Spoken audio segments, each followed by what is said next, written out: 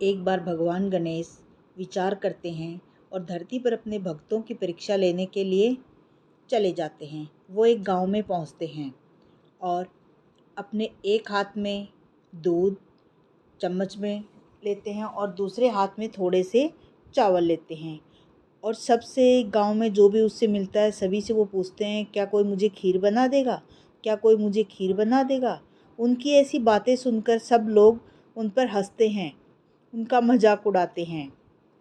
इसी तरह वो एक के बाद एक के बाद एक पहुँचते पहुँचते सबके पास चले जाते हैं। अंत में वो एक बूढ़ी माँ को देखते हैं और उसके पास जाते हैं।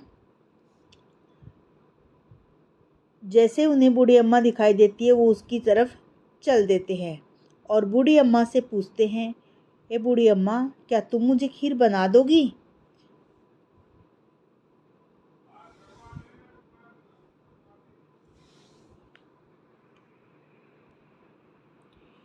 बूढ़ी अम्मा थोड़ा विचार करती है, हंसती है और फिर सोचती है, वैसे भी तो मैं अकेली ही बैठी हूँ, कोई है तो नहीं जिसे मेरी परवाह है।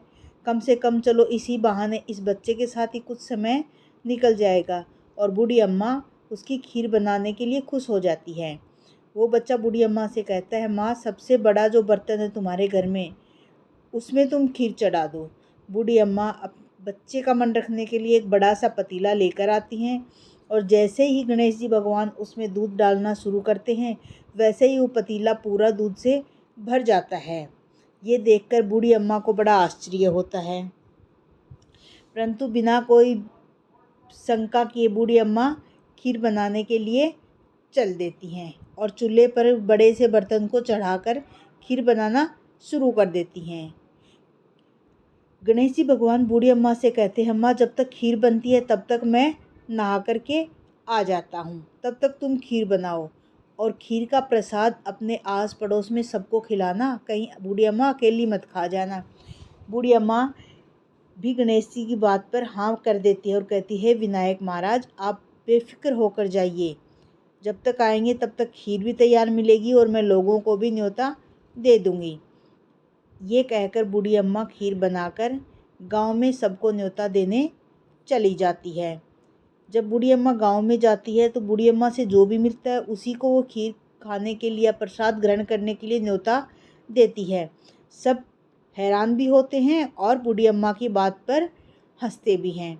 सब कहते हैं कि इसके पास तो खाने के लिए अन्न का दाना तक नहीं था और आज ये हमें खीर का न्योता दे रही है।